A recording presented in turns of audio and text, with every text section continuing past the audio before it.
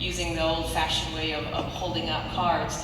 But one of the issues that really overshadowed this General Conference was the vote in regards to women's ordination. And there's been a lot of confusion about that. So I just want to take a few seconds here just to clarify some things again, because we hear a lot of things on social media, but and it can be very confusing. What this vote was all about really was to allow the different divisions in our church. Our church worldwide is divided into various divisions. I think there's what, 12, 13 divisions or These something. are basically continents. Something You have like North that. American continent, you have South America, right? you Europe, have North Europe, South Europe, things like that. Anyway, this vote was centered around allowing or not allowing the individual divisions to make the decision of whether to ordain their women pastors or not. And after a full day, about 8 hours of pretty intense discussion, the vote was taken to not allow individual divisions to make their own decision, to make their own policies in regards to whether women can be ordained. Now, this issue of ordination, again in itself, can be a little bit confusing. So I want to just kind of be very simple in explaining to you what this is all about. All pastors within the Seventh-day Adventist Church are credentialed, and there are two types of credentialing. The first type is a commissioned credential, which is what I have, and then the second type is an ordination. Now let me just step back and say credentialing is really important because we need to be credentialed for legal reasons so that when we marry individuals, they're legally married. And of course doing funerals and etc. like that, but yet also credentialing from a ecclesiastical or from a church organizational standpoint that says we have demonstrated the skills and the call and the abilities to be a pastor within the Seventh-day Adventist Church. Ordination is a credential, but it is also a very specific affirmation that is given by our church to an individual, to men at this point, that says you are called and you have the skills and the abilities and the gifts to fulfill the role as a pastor within this denomination. The vote then, this last July, basically says that men can be ordained and receive that formal affirmation from the church. Women, not so. So, again, it was very disappointing to us, but what this means to us here at New Hope is the fact that I am not going to be fired. I am going to continue being a pastor in this church because I know I am called. And you have affirmed me in my call.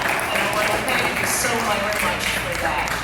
But I also want to share something with you, a very significant event here in the life of our church. Pastor Mike received his ordination a number of years ago. like 25. Okay, like 25. I'm just giving you the benefit of the doubt, okay? But he received his ordination. I'm like 35, so I was very early. Very early, right? So he received his ordination. And again, the ordination is an ecclesiastical affirmation that people within our organization and our church see his call to the pastoral ministry.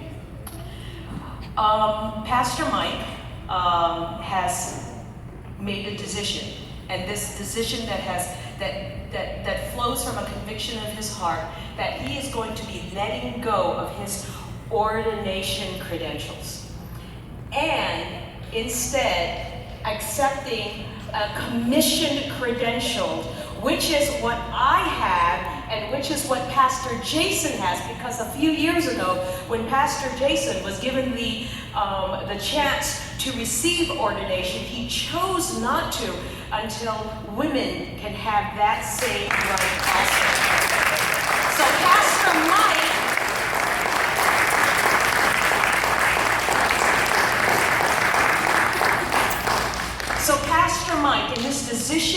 that he has made is saying we are all equal. That's right. We are all equal. We are all called. And I just want to speak just personally with you, church family, about what this means to me personally.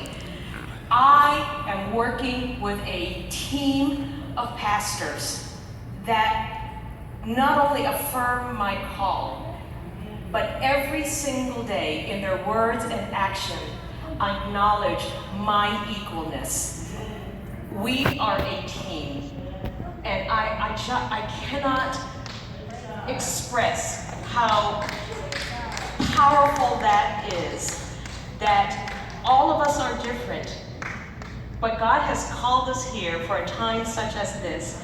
God has called us to be a team, and we are a team of equals. And we are just privileged to be able to not only minister to you, but minister with you in partnership, in growing together to live out the kingdom wherever we are. And so we want to thank you so much for that privilege, church. And we are excited to see what God is going to do beginning this moment and in the future of our church. All right.